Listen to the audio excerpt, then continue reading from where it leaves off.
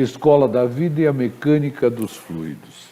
Os alicerces construídos pela mecânica dos fluidos são os que possibilitam a compreensão de muitas aplicações da engenharia. Poderíamos considerar as seguintes aplicações: escoamento em canais e condutos forçados ou livres, seleção de bombas hidráulicas, dimensionamento de instalações hidráulicas, lubrificação, esforço nas paredes de reservatórios e barragens, projetos de pontes e embarcações, dimensionamento de ventilação, estudos aerodinâmicos e muitos outros. Portanto, não dá para pensar em engenharia sem mecânica dos fluidos. Mecânica dos fluidos básica, Raimundo Ferreira Ignácio. Uma viagem pelo livro do professor Franco Brunetti e pelo livro do professor Raimundo Ferreira Ignácio. O livro Mecânica dos Fluidos do professor Franco Brunetti pode ser adquirido em livraria ou consultado em biblioteca. Já o livro do professor Raimundo Ferreira Ignácio está disponível gratuitamente na web, na página www.escoladavida.eng.br. Você entra na página e vai clicar na engenharia. E aí você tem duas opções, ou fenômeno de transporte para engenharia civil ou mecânica dos fluidos. Se você clicar em fenômeno de transporte para engenharia civil, automaticamente ao abrir a página você deve clicar em bibliografia básica e terá acesso ao material mencionado.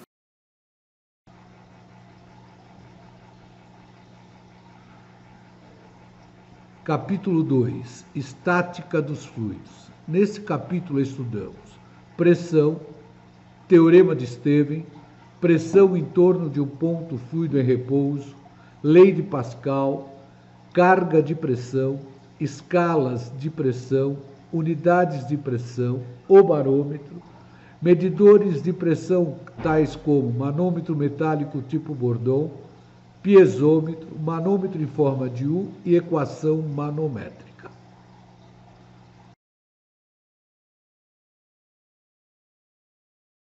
Essa parte inicia-se na página 34 da bibliografia básica, e tudo que a gente estudar só será válido se o fluido estiver em repouso, se ele for considerado contínuo, ou seja, por menor que seja a porção de fluido que eu considero, nela existe matéria. A partir daí, um ponto fluido passa a ter dimensões elementares para que possa existir a matéria. Então, o ponto fluido tem um dA. O fluido é considerado incompressível, o que implica que a sua massa específica é considerada constante. Ora, se a massa específica é considerada constante, o peso específico também o será. Vamos iniciar estudando o conceito de pressão. Para isso, vamos recordar como estudamos na época do colégio. Nós tínhamos uma viga, sobre essa viga aplicávamos uma força. Essa viga tinha uma área de seção transversal A. A pressão era considerada o módulo da força normal sobre a área. Vamos enxergar um pouquinho mais detalhadamente esse conceito. Pegamos uma superfície de área A e nessa superfície consideramos um elemento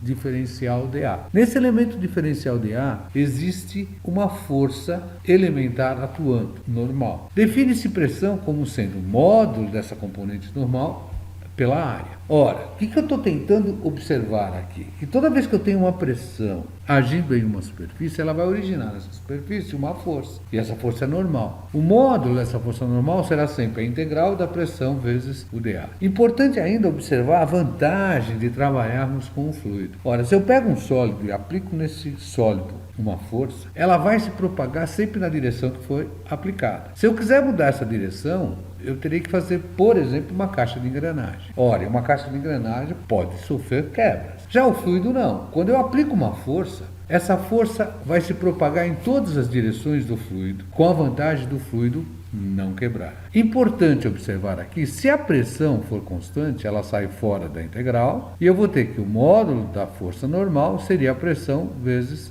a área, onde essa pressão atua. Somente nesta situação é que eu posso falar que a pressão seria o módulo da força normal sobre a área. Importante ainda também observar que pressão é diferente da força. Vamos considerar aqui o exemplo. Nós temos a mesma força agindo em dois sistemas, o sistema A e o sistema B. Uma força de 100 newtons Essa força inicialmente é aplicada numa área de 10 centímetros quadrados e, no exemplo B, numa área de 5 centímetros quadrados. Ora, se pressão é módulo da força normal sobre área, em A, eu vou ter uma pressão de 10 N por centímetro quadrado, já que a pressão aqui é considerada constante. Em B, eu vou ter uma pressão de 20 newtons por centímetro quadrado. Portanto, mesma força originando pressões diferentes. Isso demonstra que pressão é realmente diferente da força. Agora vamos recordar o conceito de escala efetiva. Escala efetiva era aquela que adotava como zero a pressão atmosférica local. Por esse motivo, nessa escala, nós podemos ter pressões negativas, que seriam pressões menores que a pressão atmosférica. Poderemos ter pressões nulas, que seriam as pressões iguais à pressão atmosférica. E poderemos ter pressões positivas, que seriam pressões maiores do que a pressão atmosférica. Vamos considerar, a partir daqui, a pressão em um ponto fluido, e esse ponto fluido pertence a um fluido contínuo, incompressível e em repouso. Então nós temos aqui escala efetiva, pressão atmosférica zero, consideramos um ponto. Esse ponto tem uma área elementar dA, ρ e gama constante, já que o fluido é considerado incompressível, e esse ponto está a uma profundidade h em relação à superfície livre. Ora, se o fluido está em repouso, o ponto também vai estar em repouso. Para ele estar em repouso, em todas as direções, vai atuar a mesma pressão. Ora, se a pressão não depende da direção, ela não pode ser uma grandeza vetorial. Se ela não é uma grandeza vetorial, fica demonstrado pressão como uma grandeza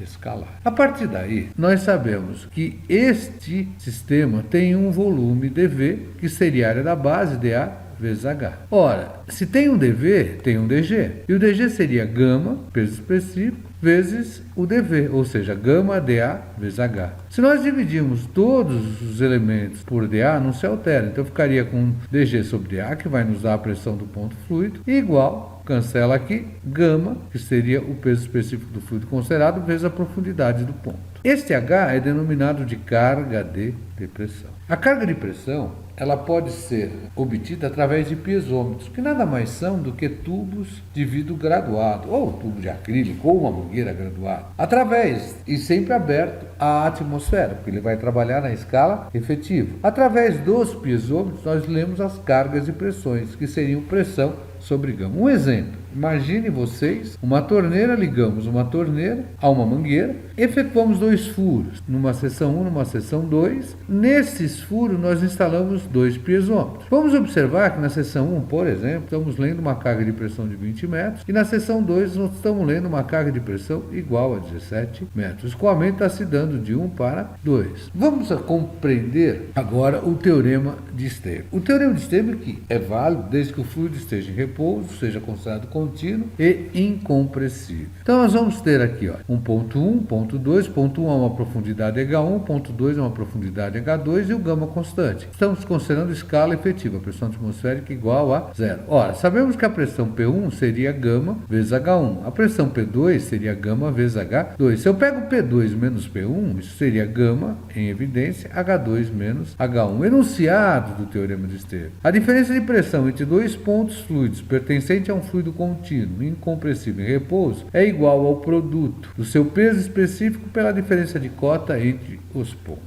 Vamos ver algumas das conclusões que podemos tirar do teorema de Esteio. Vamos considerar aqui recipientes com formatos diferentes. Vamos passar um plano horizontal e nesse plano horizontal consideramos ponto 1, ponto 2, ponto 3, ponto 4. E aqui um ponto 5 a uma profundidade H. A partir daí eu sei que P5 menos P1 seria gama H, que seria igual a P5 menos P2, que seria igual a P5 menos P3, que seria igual a P5 menos P4. Primeira conclusão: ao traçarmos um plano horizontal em um meio fluido, todos os seus pontos vão estar submetidos à mesma pressão, ou seja, P1 é igual a P2, igual a P3, igual a P4. Observamos isso aqui. 2. A pressão em um ponto fluido não depende do formato do recipiente. P1 igual a P2, igual a P3, igual a P4, os formatos são todos diferentes. A diferença de pressão não depende da distância entre os pontos. A distância de 5 a 1 é essa, de 5 a 2 é essa, de 5 a 3 é essa, de 5 a 4 é essa. Todas as distâncias diferentes, porém a diferença de pressão vão ser sempre iguais. Elas só depende da diferença de cota.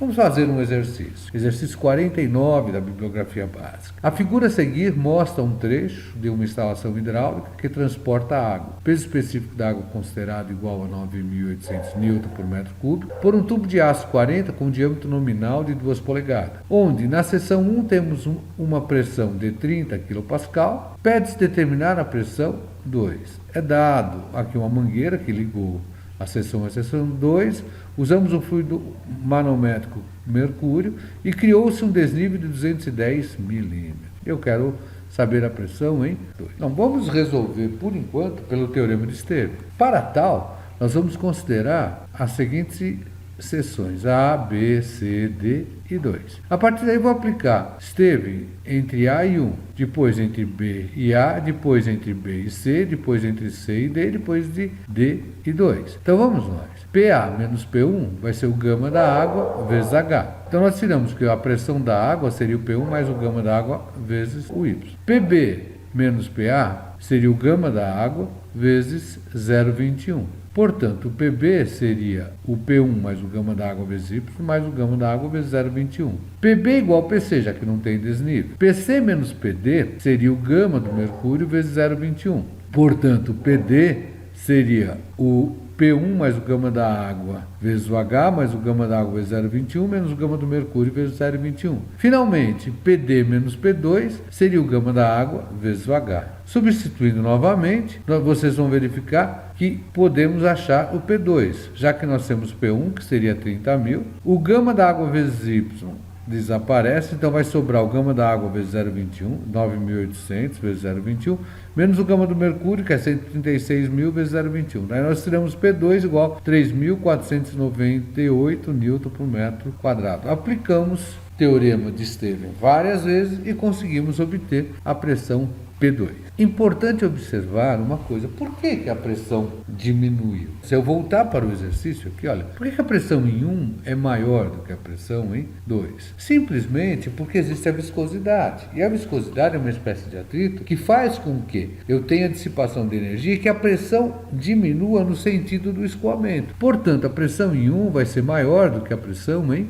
2. Outra coisa que é importante observar é que como é que eu posso mudar essa diferença de pressão? Se eu mexer com a vazão. Se eu mexer com a vazão, eu posso mexer com os valores. E o que vem a ser vazão? Define-se vazão, que nós representamos porque como sendo o volume dividido pelo tempo. Outra maneira de definir a vazão, que vai ser importante para dimensionamento de tubos, seria que vazão seria a velocidade média vezes a área. Importante, isso aqui será estudado com maior detalhe no capítulo 3, no próximo capítulo. Por enquanto eu peço que vocês entendam isso. Como é que eu achei a vazão de forma direta? Eu simplesmente peguei a torneira, um recipiente que eu conheço o volume e vou cronometrar o tempo para coletar esse volume. Então vou ter volume sobre o tempo. Agora, essa outra expressão surge uma fórmula muito famosa, que é aquela que o alemão que vá. Mas eu só vou com a velocidade média, hein? Aqui nós temos o nosso exemplo, olha. Torneira, mangueira, seção 1, seção 2, temos uma carga H1, uma carga H2, é que nós poderíamos obter a vazão.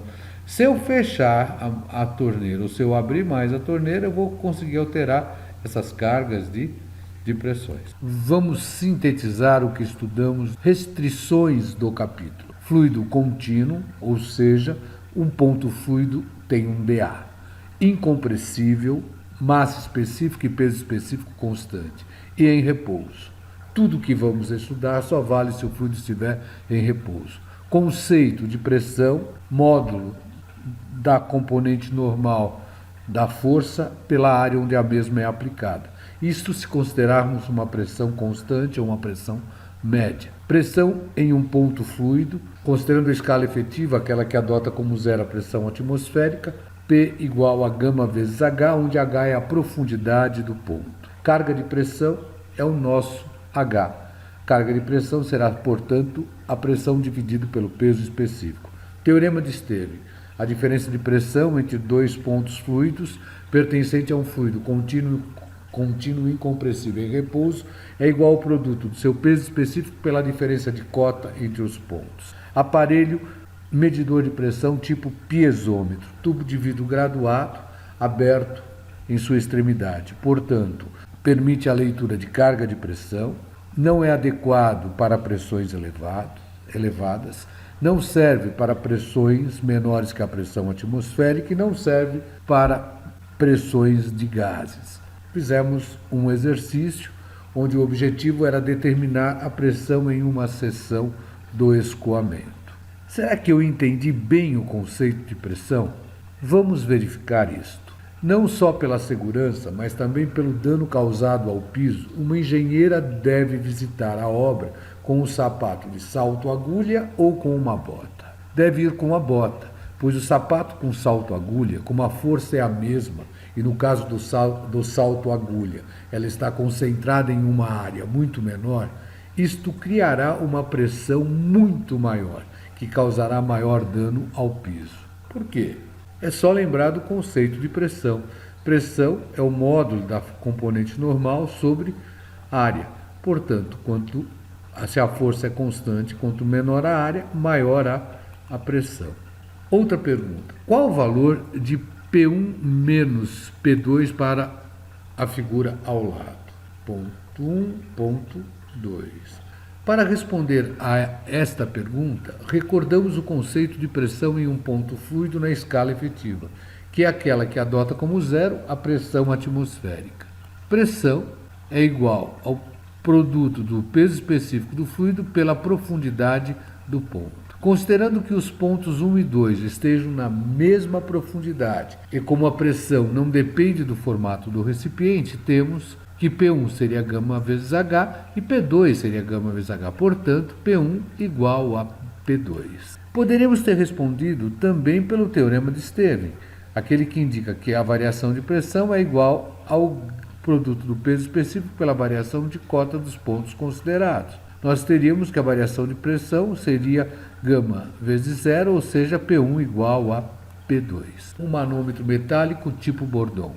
Através dele, lemos a pressão manométrica, que indicamos por PM, que é sinônimo de pressão efetiva, ou seja, definida na escala que adota como zero a pressão atmosférica local. Então, nós temos aqui um tubo flexível, a pressão entra e tende ou a abrir ou a fechar esse tubo.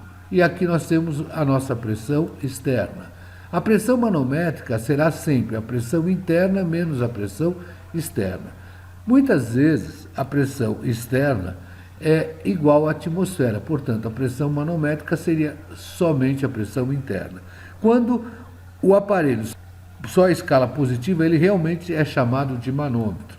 Se ele só tem escala negativa, ele é chamado de vacômetro. E se ele tem as duas escalas, negativa e positiva, ele é chamado de manovacômetro. Exemplo de leitura de pressão manométrica: a calibragem do pneu em um posto de gasolina.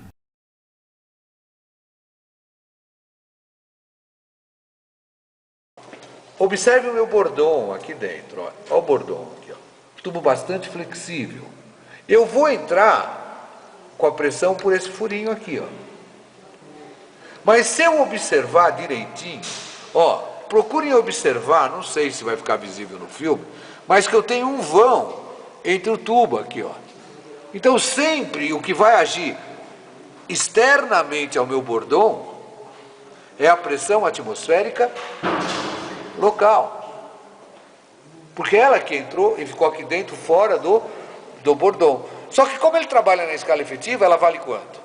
Zero. Então ele vai registrar a pressão que entra aqui na escala efetiva. E toda vez, venham comigo na bancada, toda vez que esse aparelho for instalado no sentido perpendicular à bancada, perpendicular à bancada, o que ele lê é a pressão na seção, uma pressão que eu chamo de pressão estática, tá certo? Tá? Toda vez que eu fizer essa leitura perpendicular, é a pressão estática que eu tenho. Tá certo? Ok? Então veja, vamos ver o exemplo de pressões. Eu vou mostrar a utilização deste aparelho na nossa bancada do laboratório, onde eu tenho uma instalação de recálculo, que eu levo o fluido de uma cota inferior para uma cota superior. Aqui eu teria o meu vacômetro, né? Aqui eu teria o meu vacômetro, né? Eu tenho o vacômetro na escala efetiva, vacômetro porque ele está lendo valores o quê? Negativo. Eu teria aqui o meu manômetro na saída da bomba, só com escala o quê? Positiva. E eu teria aqui, ó, um manômetro diferencial em forma de U com mercúrio, ó, que está zerado, que eu vou indicar a diferença de pressão. Nesse caso, a diferença de pressão desse ponto a esse ponto. Nesse caso, a diferença de pressão deste ponto para esse ponto. Nesse outro caso, a diferença de pressão deste ponto para este ponto. Olha, eu vou indicar aqui, também está zerado. E aqui eu tenho também os manômetros zerados, porque a bomba está desligada. Vamos praticar o que aprendemos até este ponto. Para tal, vou propor o exercício 51, onde desejamos achar a pressão na seção 1 do sistema e a vazão de escoamento que temos nessa situação, já que esta vazão influencia nas cargas que nós lemos nos tubos em U. Então aqui nós teríamos um motor elétrico, uma bomba, consideramos aqui a entrada da bomba, aqui a saída da bomba. Aqui nós temos uma válvula de retenção, no caso tipo vertical. Aqui nós teríamos uma válvula controladora de vazão, é uma válvula Globo. Teríamos uma redução, seção 1, seção 2, mangueiras e aqui um tubo em U, um manômetro diferencial em forma de U. Aí nós teríamos aqui uma tubulação, um comprimento diferente de zero e com área constante. Aqui nós teríamos novamente um tubo em U, onde lemos a diferença de pressão. Aqui nós teremos um manômetro metálico instalado na seção 3. A distância do centro do manômetro metálico até o eixo da tubulação nós vamos chamar de H maiúsculo. Os dados desse exercício foram coletados na bancada de laboratório. No caso, para a determinação da vazão, nós vamos estar determinando a vazão de forma direta. A determinação da vazão de forma direta seria o volume dividido pelo tempo. Ora, nós vamos deixar a água cair num reservatório que conhecemos os lados do mesmo. Aí vamos achar a área da seção transversal. A área dessa seção transversal nós estamos chamando de área do tanque. Deixamos o fluido subir um ΔH e aí pegamos a área do tanque vezes o ΔH, nós vamos calcular o volume que entrou no reservatório em um dado intervalo de tempo. Essa área do tanque nós vamos ter que obter medindo os lados do reservatório. Vamos considerar os dados obtidos no vídeo do YouTube que eu já tinha me referido em slide anterior. Está aqui novamente o seu endereço. Lá nós vamos acabar lendo os lados e vamos achar a área do tanque. Vamos registrar o ΔH observado no reservatório, o tempo para se ter essa variação do ΔH, consideramos a aceleração da gravidade, 9,8 metros por segundo ao quadrado. Temos a leitura manométrica do manômetro, que vamos chamar de PM3. Essa leitura será em libra-força por polegada ao quadrado, ou PSI. Temos a diferença de altura do centro do aparelho até o eixo da tubulação. Aqui nós vamos ter o desnível H2 do mercúrio, o desnível H1 do mercúrio. Aqui entre a seção 1 e 2, aqui entre a seção 2 e 3. Então nós vamos ter que ler o H1 em milímetro, o H2 em milímetro, o H em milímetro, a pressão PM3 que vai ser dada em PSI, ou libra-força por polegada ao quadrado. Vamos considerar a densidade da água como sendo 998,2 kg por metro cúbico e a densidade do mercúrio aproximadamente 13.600 kg por metro cúbico. Vamos visualizar na bancada o problema e resolvê-lo com o que foi apresentado até aqui. Esse exercício ele tem como objetivo estimar a pressão nessa seção, que eu vou chamar de seção 1. Essa pressão vai ser analisada para verificar se ela tem um valor mínimo para a instalação de um outro equipamento aqui. Para isso, para a determinação dessa pressão, nós estaremos lendo a pressão manométrica nesse manômetro metálico, estaremos lendo o desnível do mercúrio nesse manômetro em forma de U, estaremos lendo o desnível deste mercúrio no manômetro metálico em forma de U. Ok? Estarei ligando a bancada agora para a determinação dos valores numéricos. Liguei a bancada. Estarei trabalhando com a vazão máxima, então garanto que essa válvula esteja totalmente aberta. O motivo de eu trabalhar com a vazão é porque ela influencia nas pressões, então eu tenho que fixar a vazão que eu estou trabalhando. Daniel vai estar mostrando para a gente agora a leitura do manômetro metálico.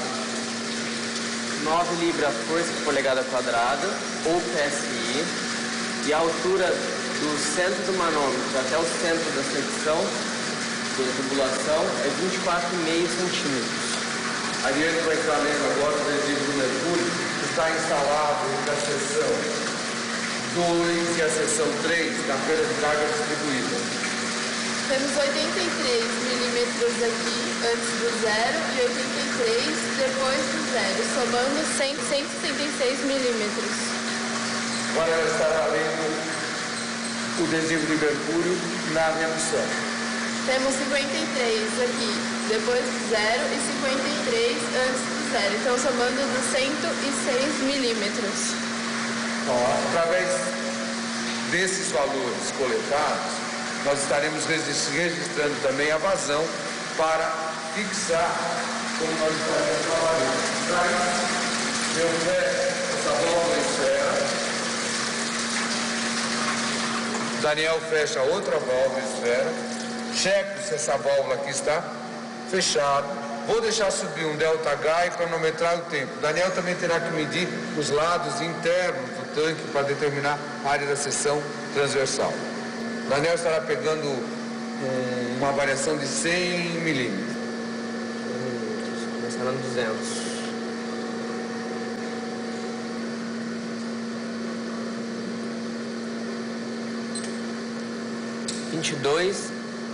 ,30 segundos.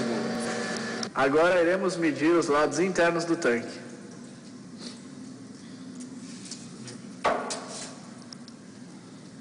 Deste lado obtemos 73,5, 3 centímetros e meio.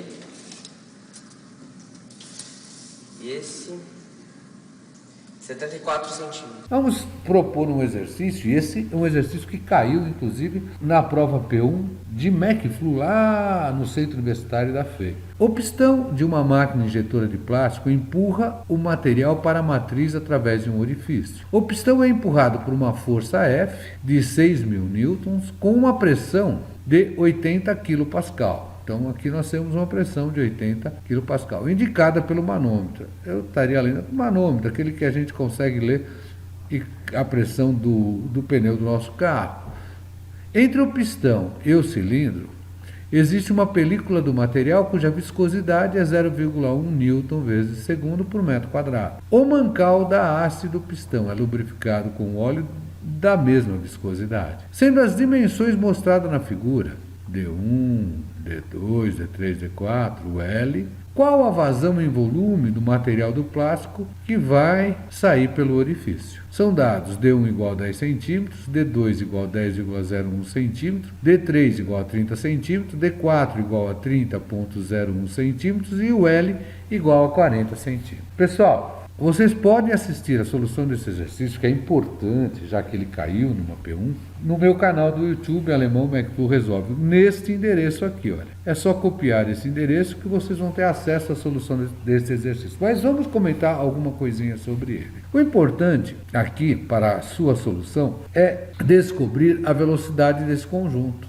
que é uma velocidade constante. E como que eu vou descobrir essa velocidade? Impondo que a somatória das forças que atuam nesse sistema tem que dar zero, já que a velocidade é constante. Quais seriam as forças que eu tenho? Olha, estou aplicando uma força F aqui. Vou ter uma força contrária aqui, causada pela pressão, que seria a pressão de 80.000 Pascal, vezes a área referente ao diâmetro 3, ou seja, π d3 ao quadrado sobre 4, que seria oposta a essa força F. Então, essa força F menos essa força causada pela pressão. E como esse conjunto se desloca da esquerda para a direita, no sentido contrário, nós teríamos as forças de resistência viscosa. Nós teríamos uma força de resistência viscosa devido a esse trecho aqui, que seria quem? Mi, a velocidade constante sobre epsilon, epsilon que seria o D2 menos o D1 sobre 2, vezes a área de contato, que seria π D1 vezes L. Teríamos uma outra força de resistência e viscose aqui também nesse sentido,